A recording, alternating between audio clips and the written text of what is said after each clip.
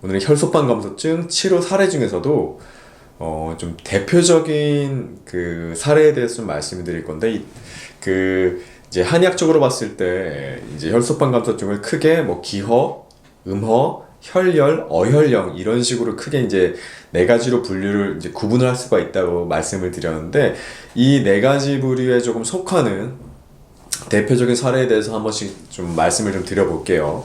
그러니까 이제 일반적으로 혈소판 감소증으로 오셨던 분들이 이제 가장 좀 많이들 갖고 있고 비슷한 어떤 사례에 대해서 좀 설명을 드리면 좋을 것 같아서 말씀을 한번 드리겠습니다. 먼저, 자, 이분은 이제 70대 여성이고요.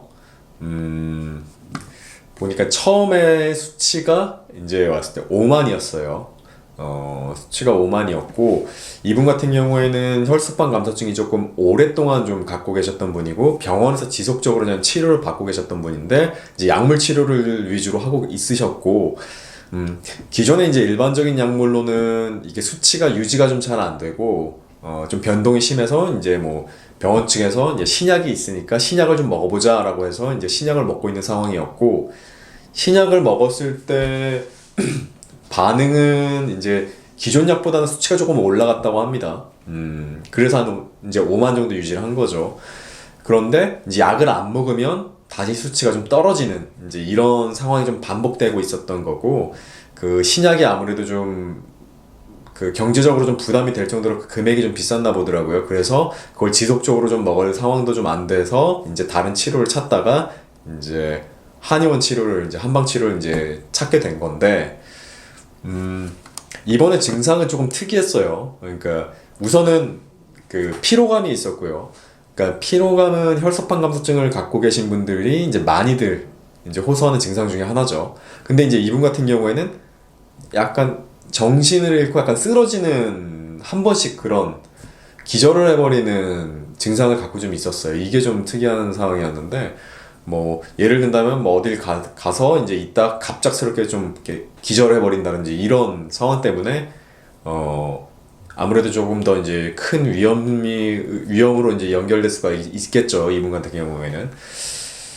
그거 이외에는 뭐 먹는 거나 자는 거나 다른 불편감은 특별히 없고, 뭐 자반증이라든지 출혈이라든지 이런 증상도 없던 분이셨습니다.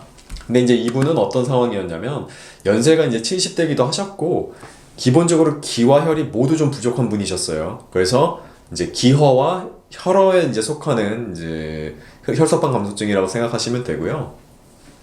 이분 같은 경우는 좀 기력을 강하게 보강해줄 필요가 있기 때문에 이제 녹용을 베이스로 해서 기랑 혈을 보강해주는 약재들로 이제 구성을 해가지고 처방을 했고요. 한 3달 정도 복용하셨어요. 그런데 이제 이분 같은 경우는 조금 드라마틱하게 좀 변화가 좀 있었어요. 그러니까 처음에 5만에서 수치가 시작하고 이게 몇 년간 계속 유지됐던 수치인데, 한 3달 정도 복용하고 수치가 24만 정도로 올랐다고 이제 연락이 와서 본인도 놀라고, 이제 담당 의사 선생님도 놀라고, 저도 생각보다 이제 증상이 좀 빨리 수치가 높아지는 부분에 있어서 좀 놀라웠던 이제 그런 분이고, 어떤 기력이 떨어진 분들의 어떤 대표적인 케이스였죠, 이분이.